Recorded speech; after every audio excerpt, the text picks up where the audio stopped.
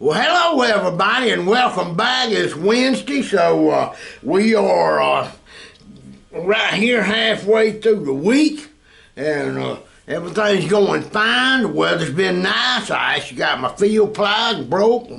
Got a lot of grass to cut, and I'm gonna wait till later in the week because I like my grass to be pretty on the weekends. I don't know why, I just do. But anyway, I had a question to ask, and we'll go over a couple of things this morning just for lap steel knowledge, because that's what we hear all about is music, lap steel and guitar. But anyway, I had a question about intonation on the lap steel, about my saddle. Now, this particular lap steel here has got Fender style. I think you can see it, yep. What I call a Stratocaster kind of style. Of course, it ain't got the tremolo bar on it, but anyway, it's adjustable. You can move the saddles up and down, but if you look, it's near about straight across. Because intonation, and I got a Recording King right over there on the wall, it's just got a flat bar across it. And the reason I like these better, the only adjustment that's mostly important on your lap steel, and I've gone over this, is that is putting your bar on the 12th fret and going across it. And make sure all your strings are ringing. If one of them's doing like that means you need to raise that string. Now, a lot of times I've noticed in adjusting the height, the little string needs to be a little higher than the big string, and that makes sense because it's bigger around. So your strings are kind of shaped like that, but not all the way, but you can just do a test.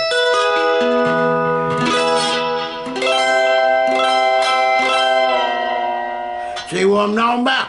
Now that's important more than the intonation. Now intonation, if you want to check it and you got a way to adjust the saddles up and down, all you got to do is hit up one string at a time. That's an E, and then I would go down on the 12th fret and check the tuner. And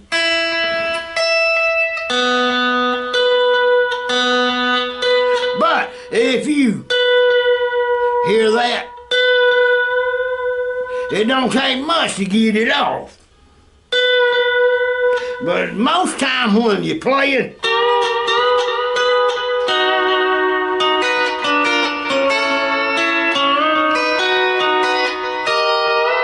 you set the intonation with your bar movement. And if you notice, I move my bar a lot.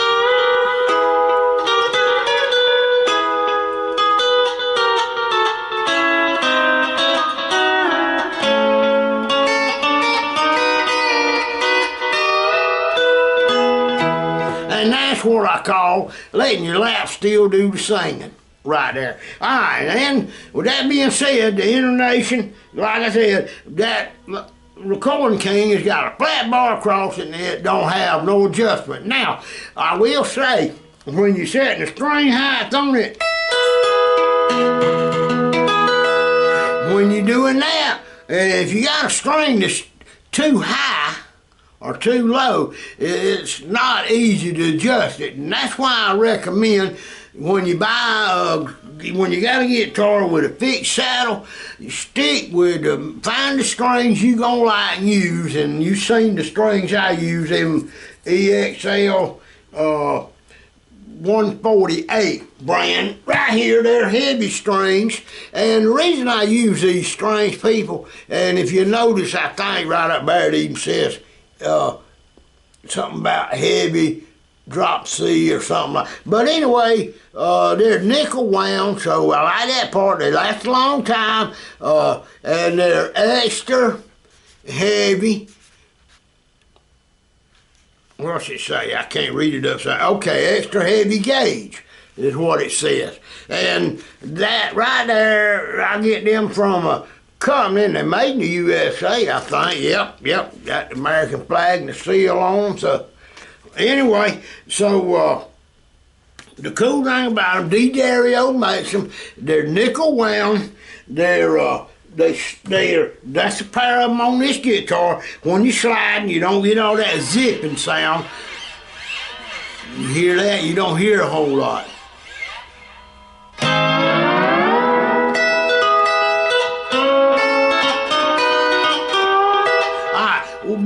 I stick with the same kind of strings. Once you found the strings you like, and then on the saddle that's fixed, if you have to, you can take a file, a little round file. You can buy them at Home Depot. The little jewelry file, I call it, jeweler's file.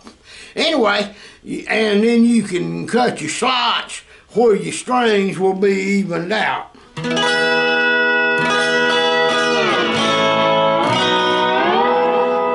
When you're not putting a whole lot of pressure on your bar. Okay? So, anyway, we got that cleared up, I hope. Alright, let's go to playing. I'm going to play something here from G, C, and a D, and that tuning here is open E, so the G is the 3rd fret. Now, to get to that C, that's the 8th fret. I could go.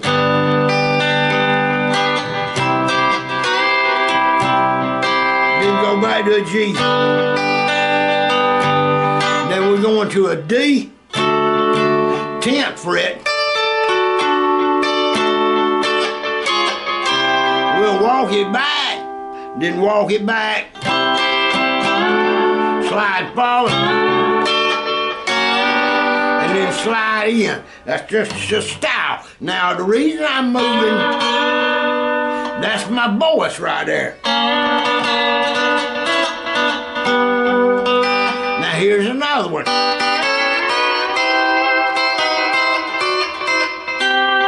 Now I'm hitting strings 1 and 3 there when I go. I'm raking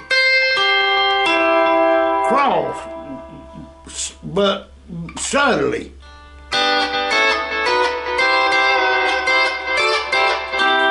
Then I skip back to the strings 2, 3, and 4 like that. That's where you get that sound.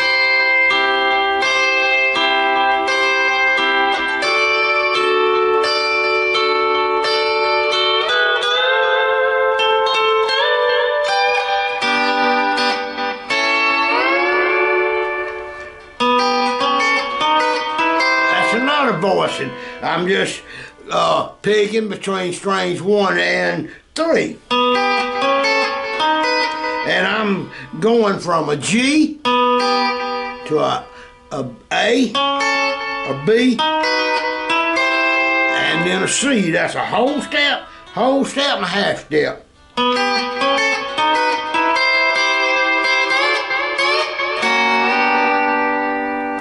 And then a lot of times,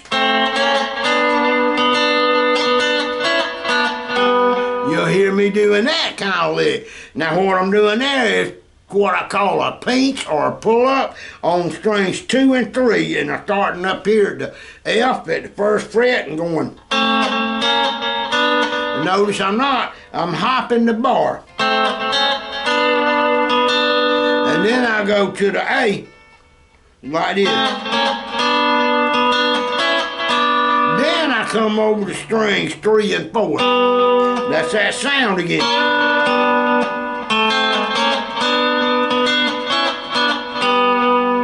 See how it sounds?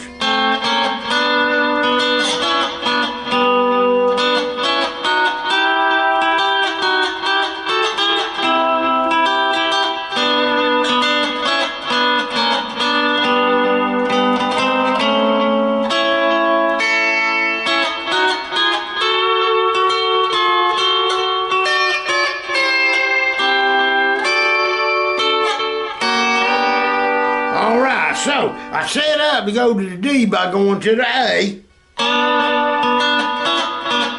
Then I went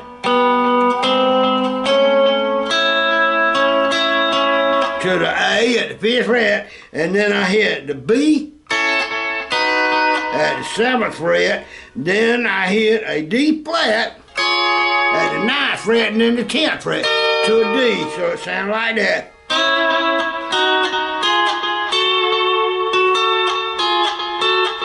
Go to the E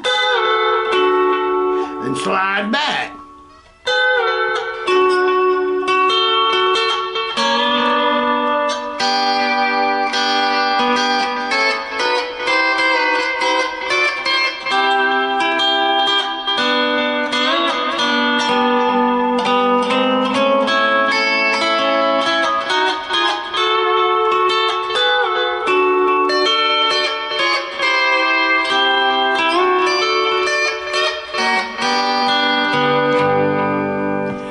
just some of the sounds. I'm showing you the voices. Here's another one that we use on a couple of songs.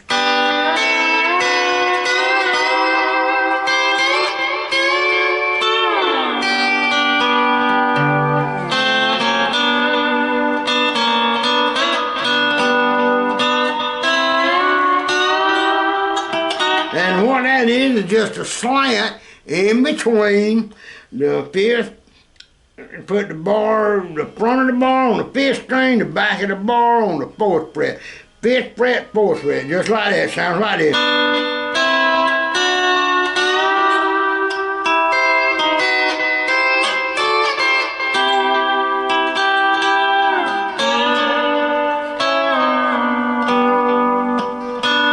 Or you can use it by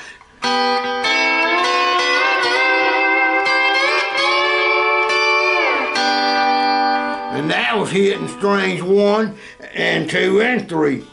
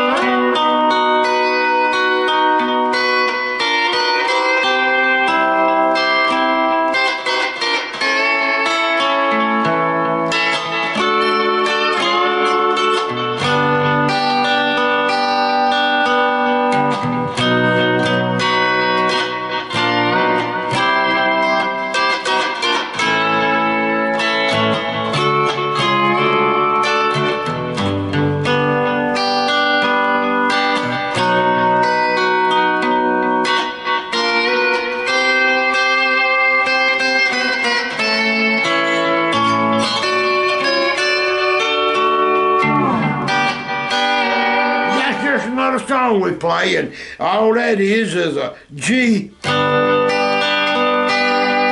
then a B, then I go up to the B flat to go to the C, then I walk back right there to the A, then slide into a D.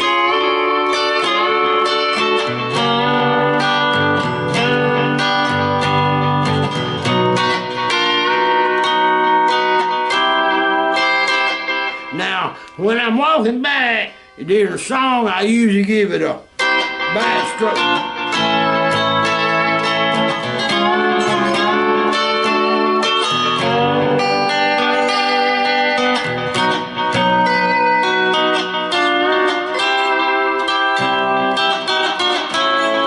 All right, well, there's just a lot of different techniques and tips, and I'm trying to go over a few of them with you to help you get on your way with the lap steel here. When you play an old country, sometimes if you want another voicing that I use a lot, is just picking between strings 2 and 3 like this.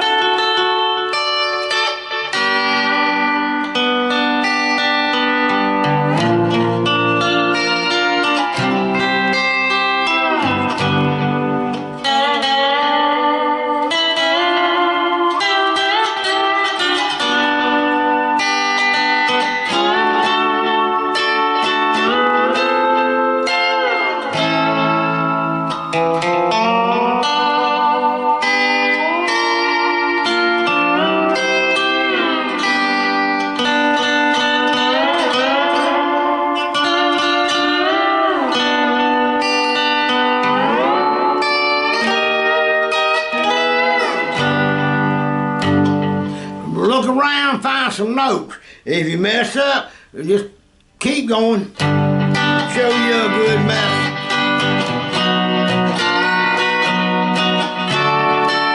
See, that don't fit.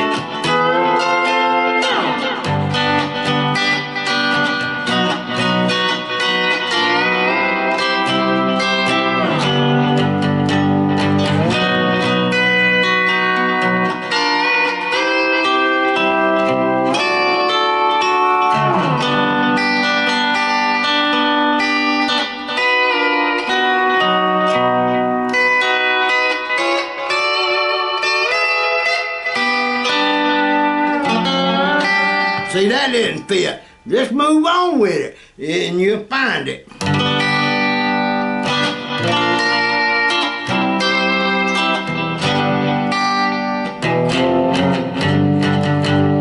Pigeon style.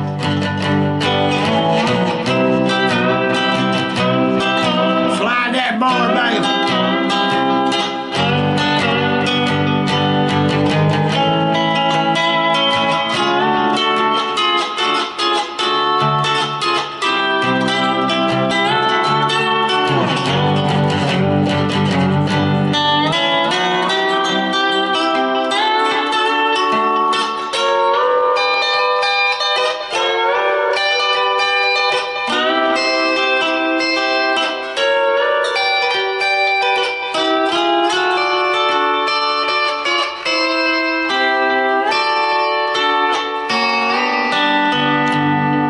Just some string skipping.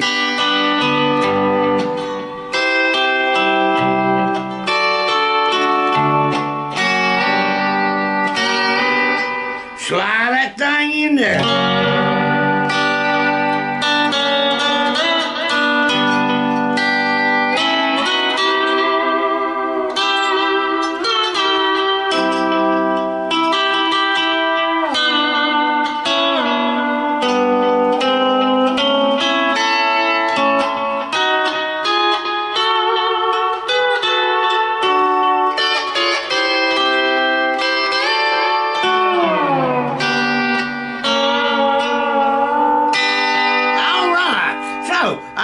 You got something out of the lesson, and when you playing around with them notes, or you make a loop in a G, going to your C, a lot of times I just give it.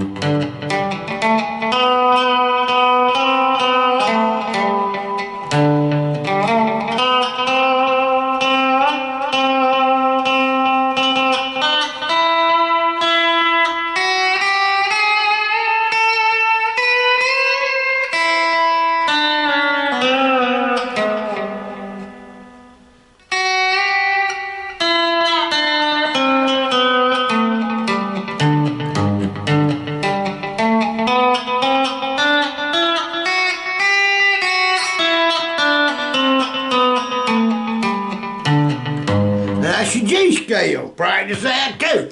And then the hippie find a note.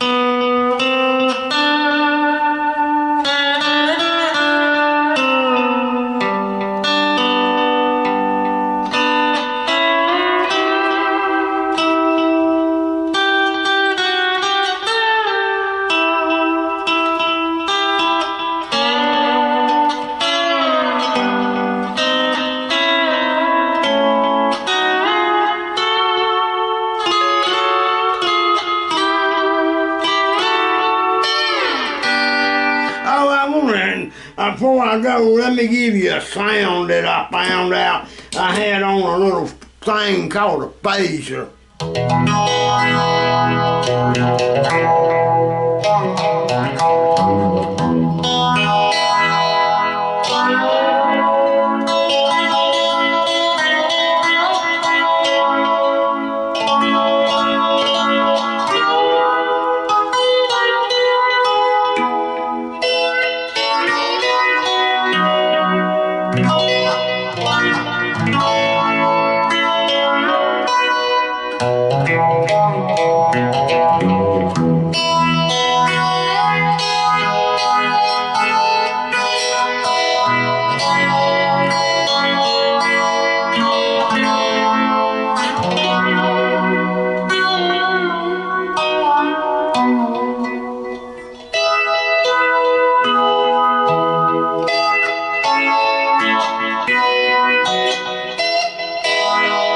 laser. That's pretty cool sound, ain't it? That's one I demonstrated before, but I got it cranked up pretty good right there. Anyway, I hope each and every one of y'all has a great week out there. I'm going to go and get ready to plant my fall garden. I've got my garlic seed in the mail this week. I had piles of garlic seed. I knew I got a 5-gallon bucket full of hardneck